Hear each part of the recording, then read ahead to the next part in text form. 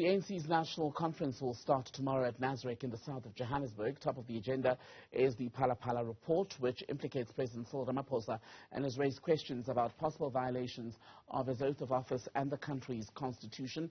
But there will be policy discussions as well, because the ANC, as it meets now, its government has been unable to steer successful SOEs. The most recent example, of course, the crisis at Eskom, ongoing power cuts.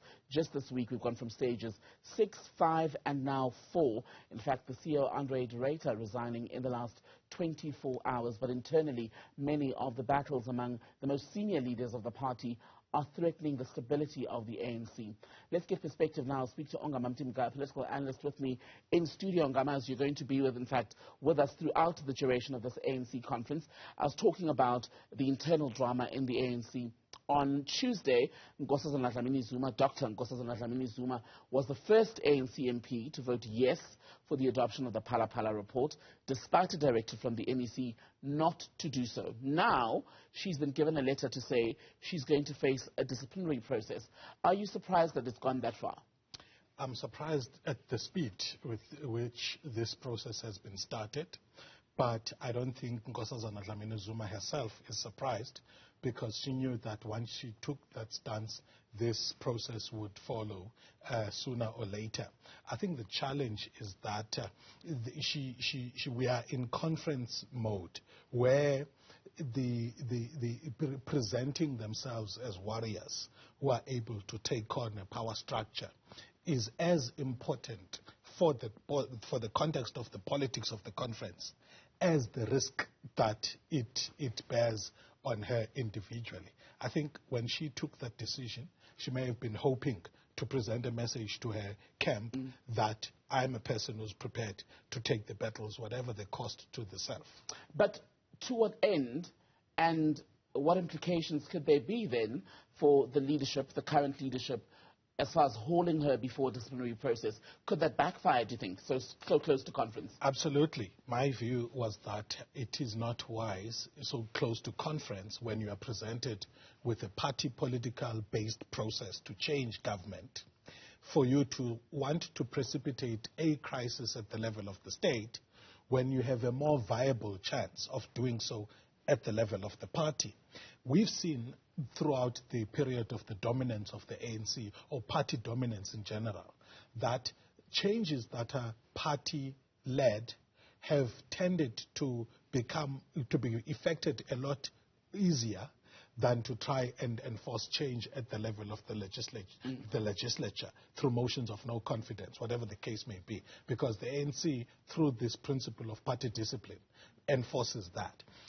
The consequences, to answer the second part of your question, are that what she has done now is to bolster a very dominant camp within the ANC with ammunition to purge her come the aftermath of the conference and they emerge victorious. You think she'll definitely be removed from cabinet? The writing is on the wall. The process has been started, and I think that if it was up to the pro-Ramaphosa faction, they would have wanted an event of this nature to have happened earlier, so that she could be eliminated in the process.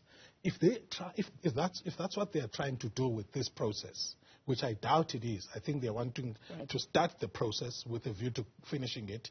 But if it was, it would be a blunder, because you don't want to take somebody who is already weak by the outcomes of the nomination processes and elevate them by making them a martyr so close to the conference. And you mentioned the issue of her being a martyr.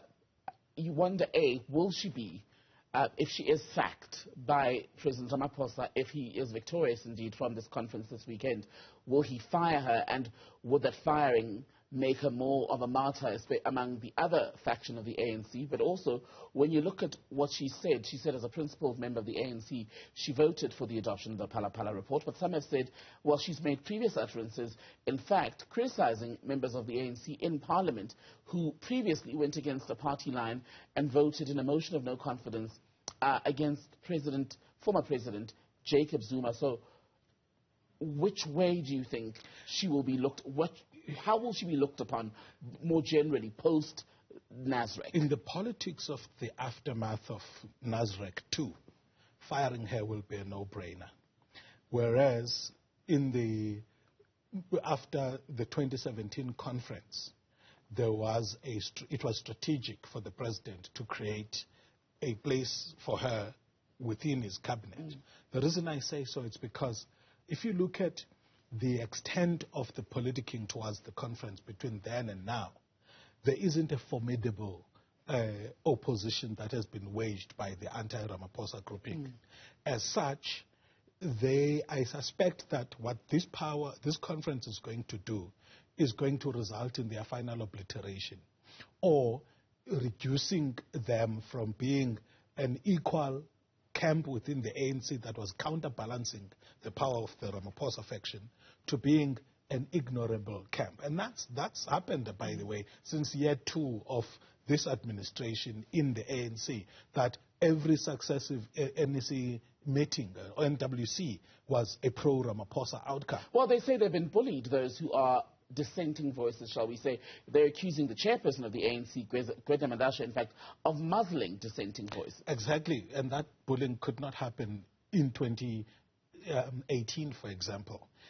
Even though the Ramaphosa camp was able to recall former President Jacob Zuma, despite internal opposition, at this stage, there has gathered so much momentum behind President Cyril Ramaphosa that they've been able to do the unthinkable, firing a sitting Secretary General of the party, getting powerful politicians at subnational levels, like Zandile Gumede, among others, to be, completely neutralized in the party. So the point I'm making is that given the power dynamics of the party at this stage, it allows for certain things to happen that were unthinkable, and firing her, even with the other 5, for example, I think will be a no-brainer, unless we see surprises. And we can see surprises, Tembekile. We've heard that the report of the Integrity Commission wasn't presented at the NEC meeting because the intention was to present it at conference. Right. Because of apparent fears about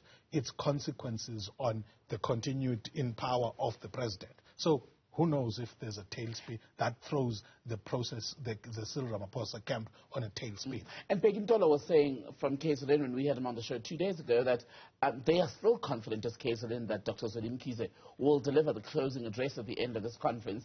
But when you look at the branch nomination numbers, he would need to at least double his support plus more in order to significantly chip away at Ramaphosa, who's sitting at about 2,000 compared to 900 odd for Mkhize. So the upset would have to be massive in order to swing things in Mkhize's favor, would it not?